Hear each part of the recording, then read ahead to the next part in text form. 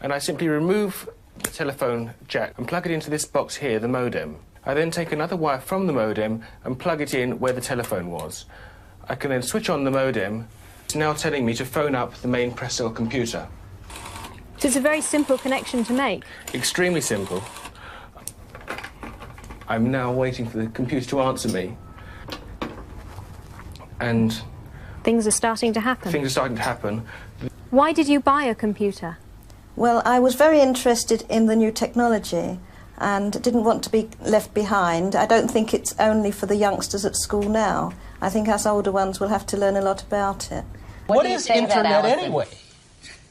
Internet is that massive computer network, the one that's becoming really big now. What do you mean? That's big. How does one? What do you write to it like mail? No, a lot of people use it and communicate. I guess they can communicate with NBC writers and producers. Allison, can you explain what Internet is? The world is in financial disarray. Currencies failing, economies in wild flux, jobs being lost. But what if you could build an entirely new economy, one specifically designed for the digital realm? Well, that is the dream behind Bitcoin. Bitcoin, for those of you who don't know, is an electronic online currency that was created in 2009. It was made by someone who did it under the pseudonym Satoshi Nakamoto. Like any economy, you don't want too much too fast because then the value of your currency drops, or so slow that your economy grounds to a halt. It's designed to be a self-stabilising economy. Whether it actually is that way, though, well, that is a little bit more complicated. Because some people have said, hey, Bitcoin is the answer to those problems. Are you a believer? Well, Bitcoin is exciting because it shows how cheap it can be.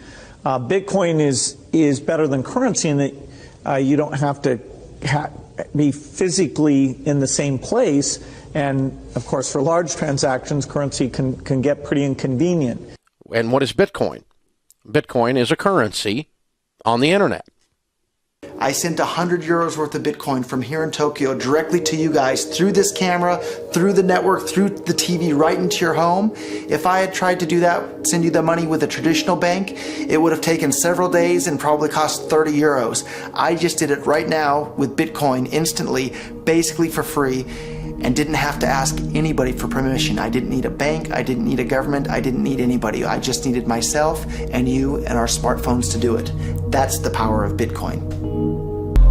Wall Street is fraud, America is fraud, the world is fraud, banks are fraud, central banks are fraud. We live in an era of fraud. It's all based on fraud, and they get a percentage of the fraud. That's the business model. To suggest that there is any moral or ethical aspect to anything that's going on now is to be completely naive about the fact that we live in an era dominated by financial terrorists, jihadis of banking. They're here to kill you and themselves. They believe in an ideology, not the Quran, but Adam Smith, that they completely misread and interpret as something to justify their blowing themselves up. Janet Yellen's a terrorist! Mario Draghi's a terrorist! The Central Bank of Japan is a terrorist! These are the real terrorists!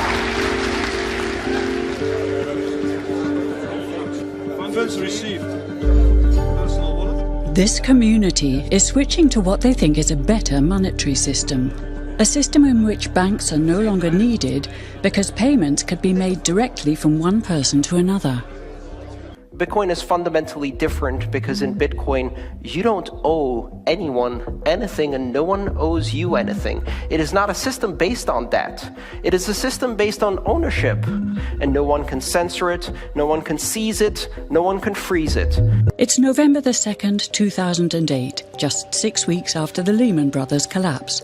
And all over the world, there are panicked debates about how to save the banks. Then, on a little visited web forum for cryptographers, a document appears in which a completely new monetary system is proposed. The visionary author calls himself Satoshi Nakamoto. These were the darkest days of the financial crisis. So that to me suggests a very clever mind that saw an opportunity, the perfect opportunity to introduce a new radical technology and a new radical approach to money and finance at just the right moment when people would be very open to making this big shift that's required to adopt a new currency. What's exciting for me is like a global economy. Right now we say we have a global economy, but I can't take $1 and give it to you in the Netherlands and then you know what to do with it, right? You would have to go and change it to your native currency. And when you kind of eliminate that step, and I can just send you one form of payment and you can send me a product in a matter of seconds, that starts to change things from a global perspective. How could this digital coin invented by this Satoshi Nakamoto become hundreds of times more valuable than the dollar? And why do enthusiasts like Roger Fear want the world to switch to bitcoins? I'm giving every single person here 1,000 yen worth of bitcoins, which is like $8 and something cents. Back in the early days, you know, I'd get phone calls from my buddies. Oh, hey man, I lost 10,000 bitcoins because my computer blew up, right? Back then, one bitcoin was less than a penny, right? So nobody cared. They lost $10. I don't care, right? And now 10,000 bitcoins, that's $5 million. That's a big deal, right? Bitcoin is a decentralised electronic cash system that uses peer-to-peer networking along with digital signatures and cryptographics to generate currency. Now, with traditional money, think dollars, the euro, pesos, you've got a central bank, like the Federal Reserve. They issue the currency and they print more or less cash as needed, but not with Bitcoin. It looked very different to me. I mean, as soon as I heard the word decentralized and the fact there was a network powering this currency rather than a central issuer, that immediately captured my interest as something quite different based on what little I knew about alternative currencies at that time. The government couldn't come in and shut down a server and end Bitcoin. It would have to shut down the entire internet or turn off the electricity grid to stop Bitcoin. And so that was really attractive. So gold is kind of hard to divide. Bitcoin divides down to 8 decimal points instantly, super easily. Gold is really, really difficult to transport. If I want to transport gold from here to Moscow, it'll cost a bunch of money to do that, and it's dangerous, and you have to have armed guards and who knows what. With Bitcoin, I can send Bitcoin from here to Moscow or to Holland instantly, just like that, basically for free. I don't have to pay for a bunch of armed guards. It just happens almost like magic. If you ever ask somebody why they think gold's valuable, they can't ever really tell you. They always give you these like weird stories around, oh, it's like a precious metal, isn't it? It's pretty. While we think it has all this intrinsic value, this intrinsic value of gold has been largely constructed in people's heads, often by actually like association with power, association with religious figures. Bitcoin has potential for similar types of construction. Inventor Satoshi Nakamoto has completely relinquished his control of Bitcoin. But he does own 1/20th of all Bitcoins himself. So if one day Bitcoin does become widely accepted as a currency, he will be one of the richest people on Earth. Satoshi invented one of the most important inventions in the entire history of humankind that's going to improve the lives of everybody on the planet for the better. If he had half of all the Bitcoins, he would still deserve it. A lot of people have asked me who Satoshi is since I got in so early. I think I've got a pretty good idea, but I like to keep that one close to my chest. So why? I mean, tell me. Because I'm not 100% certain. And the reality is it doesn't really matter, right? It doesn't matter who Satoshi is.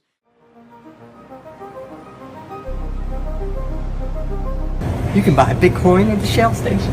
Check it out. $0 to $2,000. Put your phone number in here. Put the code in. Scan it.